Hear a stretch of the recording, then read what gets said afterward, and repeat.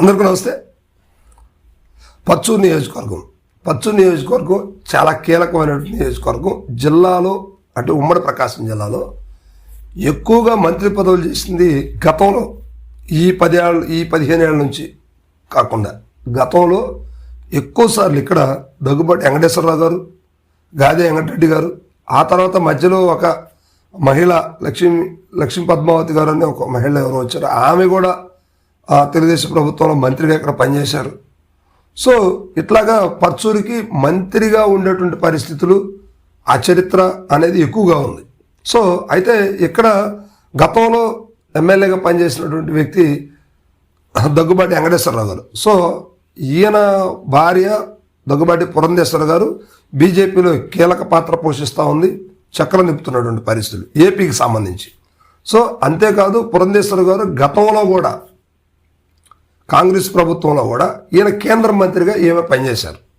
So ఇప్పుడు వీళ్ళ కుమారుడు దగ్గుబాటి వెంకటేశ్వరరావు గారి కుమారుడు హితీష్ చెంచురామ్ గారు, ఈయన ఫారిన్లో ఉన్నారు, ఆయన అక్కడ సభ్యత్వం కలిగి ఉన్నాడు. సో ఈయన గత ఎన్నికల్లో కూడా అంటే 2024 కావచ్చు 2019లో కూడా ఈయన టాపిక్ తెర మీదకి వచ్చింది.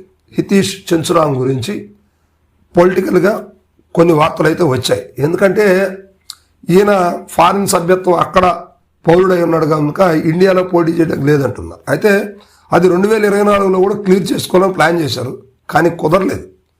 సో ఇప్పుడు అంతా కూడా లైన్ అంతా క్లియర్ అయింది. ఇప్పుడు భారత పౌరసత్వం పొంది మరలా ఇండియాకి వచ్చే ఆలోచనలో ఉన్నారు. సో అందుకే ఇక్కడ పౌరసత్వం కూడా తీసుకున్నారు.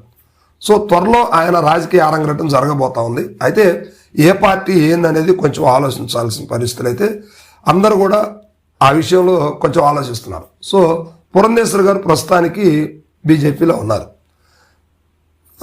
వెంకటేశ్వరరావు గారు 2019లో వైసీపీ నుంచి కంటెస్ట్ చేసి ఓటమి పాలయ్యారు ఏలూరు సాంబశివరావు గారి మీద. సో ఇటీవల కొన్ని సందర్భాలని పురస్కరించుకొని దగ్గుబాటి వెంకటేశ్వరరావు గారి సైనిక్ స్కూల్ విషయంలో లోకేష్ బాబు గారు, చంద్రబాబు నాయుడు గారు, అదేవిధంగా స్థానికంగా గెలిచినటువంటి ఎమ్మెల్యే ఏలూరు సాంబశివరావు గారితో కలిసి అందరూ వారి వారి బంధుత్వాలను గుర్తు చేసుకుంటూ ఒక కుటుంబ పండగగా జరుపుకున్నారు ఆ కార్యక్రమాన్ని. సో దీంతో పార్టీలన్నీ కూడా పక్కకి వెళ్ళిపోయాయి. మరలా చంద్రబాబు నాయుడు గారు, వెంకటేశ్వరరావు గారు ఒకటయ్యారు అనే వార్తలు అయితే చాలా క్లియర్గా అర్థమైనాయి ప్రజలకి. సో ఇప్పుడు హితీష్ చెంచురామ్ గారు పర్చూరు నుంచి లేదా చీరాల కావచ్చు, ఎక్కడి నుంచైనా కూడా ఏదో ఒక పార్టీలో చేరి రేపు ఎమ్మెల్యేగా ఉండాలనేది దగ్గుబాటి కుటుంబీకుల కోరిక. సో దాన్ని దృష్టిలో పెట్టుకొని ఇప్పుడు హితీష్ చెంచురామ్కి తెలుగుదేశం పార్టీలో టికెట్ ఇవ్వడానికి చంద్రబాబు నాయుడు గారు గ్రీన్ సిగ్నల్ ఇచ్చారు, లోకేష్ గారు కూడా ఓకే అన్నారట.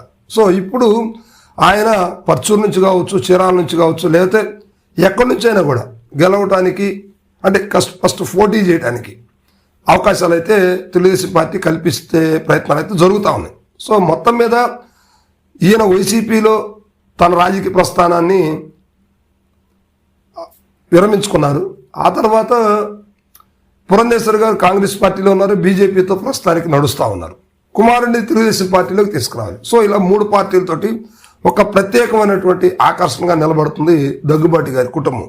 సో ఇప్పుడు హితీష్ చెంచురామ్ గారు పర్చూరు నుంచి కంటెస్ట్ చేస్తారా, లేకపోతే 2029 ఎన్నికల సమయానికి నియోజకవర్గాల పునర్విభజన జరిగితే ఏ నియోజకవర్గం నుంచి పోటీ చేస్తారు అనేది కూడా కొంచెం ఆలోచన అయితే నడుస్తూ ఉంది.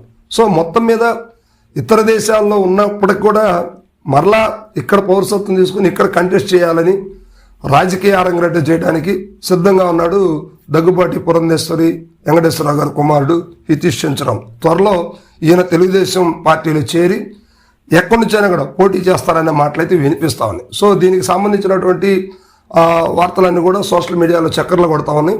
త్వరలో ఆయన తెలుగుదేశం పార్టీ తీర్థం పుచ్చుకోవడానికి సిద్ధంగా ఉన్నట్లు కూడా సమాచారం. Thank you.